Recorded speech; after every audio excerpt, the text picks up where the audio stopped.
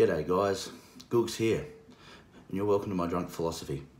Before I get started today, I'd like to thank all those people who watched my last video and donated very kindly to the various charities, or charities perhaps I didn't mention, about the Australian bushfires. Thank you very much. That is a wonderful, kind gesture from you.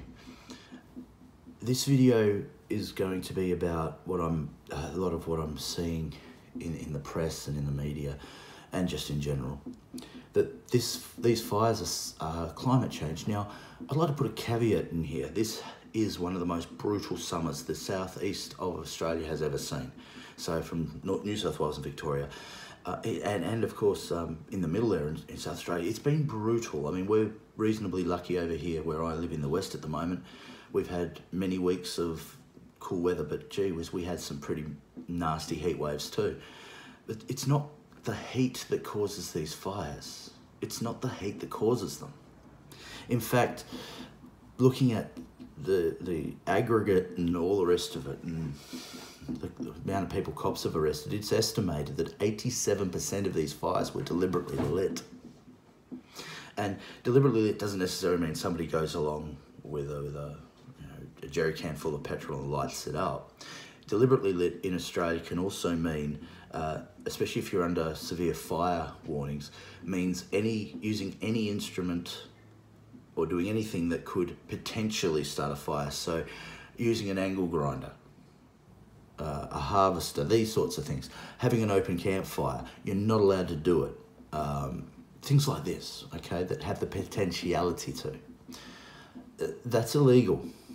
So 87% of all these fires have been started by people, deliberately lit one way or another.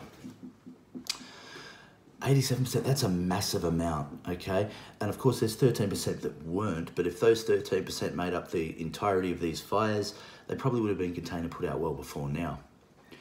So our fireys aren't just contending with the weather once the fire is lit, which is where you might say the climate change, depending on how you look at the world, comes into it. They're facing fires on multiple fronts because these pieces of human excrement keep lighting new ones, keep lighting new fires in different places. And some of these people, they're not adults, some of these people are kids. The New South Wales, the cops caught 3 12-year-olds lighting fires. 3 12-year-olds. This is horrific, okay? These fires are being deliberately lit.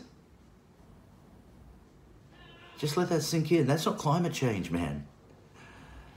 That's a group of horrible people who are lighting fires, and in some cases intentionally lighting fires to destroy the Australian bush. And you've got another factor in there too, and a lot of people don't look at this. I saw this meme going around. Oh, how could you accuse, latte sipping greenie soy boys who live in cities of causing these fires? Well, I'm not saying they cause them, but these people who belong to the environmental lobbies of this country have a lot to answer for. Because the environmental lobbies started lobbying for the government to cut back, state, federal and local governments, to start cutting back prescribed burning. And that happened, and now there's a lot less prescribed burning and there's a lot more fuel in these forests for the big fires. Once again, the fire got started. Here we go. The environmental lobbies said, no, we can't do prescribed burnings. And the government's under all the pressure went, sure.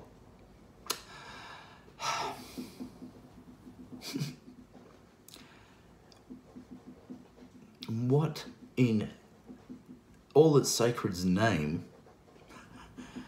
were these governments thinking? You don't bow to these people. Oh, prescribed burning is bad. No, it's not. Now, I'm not saying it would have stopped these fires, but it certainly would have made them burn less intensely, and the chances of containing them would have been far greater.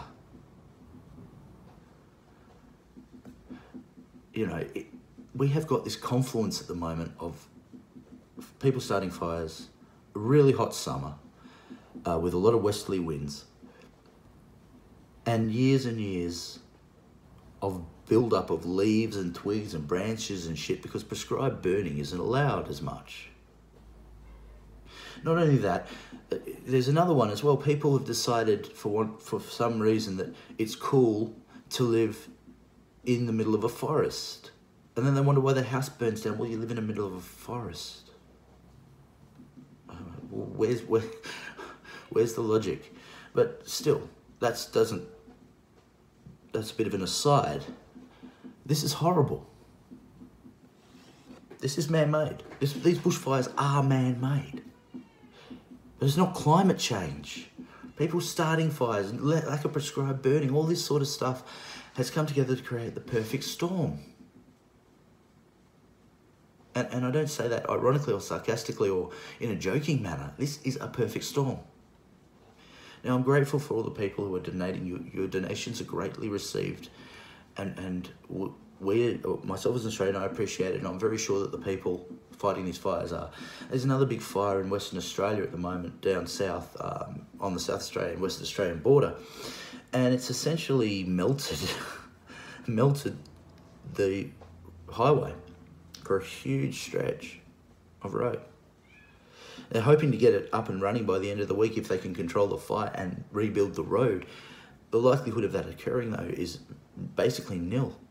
And it's the main road between East Australia and Central Australia to Western Australia. So Victoria, New South Wales, South Australia, their highway is the main way in and out. And so we in the West are probably going to start suffering if this fire continues because we're not going to be able to get supplies. You know, and obviously our suffrage won't be as great as those over East, but these fires are doing intense damage. And for those of you who maybe don't believe me that some of these fires are deliberately lit, mid last week, a fire was lit on the edge of the Gippsland on the coast, about 30 k's inland, they reckon. Okay, and it totally and utterly has devastated quite a lot of the coastal communities. And now all of a sudden, like within the last 2 days, another one has been lit, only this time it's in the West Gippsland. Now those two fires meet. Not only are you going to lose most of your farming and agricultural land in Victoria, you're going to lose pretty much all your rainforests in Victoria. And I hate to say it, if this happens, you can kiss the koalas in the wild. Goodbye. They're gone. They're done. They're just done.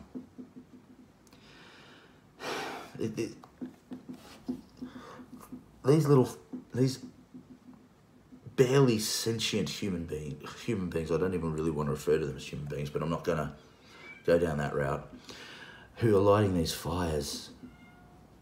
You best hope the cops get to you first. And that's not a threat, man. You will be lynched. You will be lynched for this. And the governments, you know, the federal government gives money to the state governments then decide how it's divvied up amongst the emergency services, because most of the emergency services are not funded federally. And you've got a lot to answer for too. Taking money out of our first responders, fireys, ambulance, your state emergency services. Are you fucking out of your fucking little cotton picking minds? Damn you. Damn you as well. So for all these people going, oh, it's climate change, it's climate change. Okay, we've got a hot summer, but man, that's not the biggest issue we've got. It's these firebugs starting them. It's the fact we've got a lack of money to fight them. And the fact that there's far too much old dead vegetation on the frickin' ground because we're not allowed to do prescribed burnings. That's the problem. Those are the major issues. So to all those people that keep going on about the environmental climate change, I hear you, and to some extent I agree with you, but especially for those people overseas who want to start criticising, maybe you want to talk to an Aussie. I'm Nathan Fletcher, this is My Drunk Philosopher, and I'll catch you good guys later on. Hooroo, be good. And once again, if you want to donate, I will have, down in the down bar, I will have a link to those places.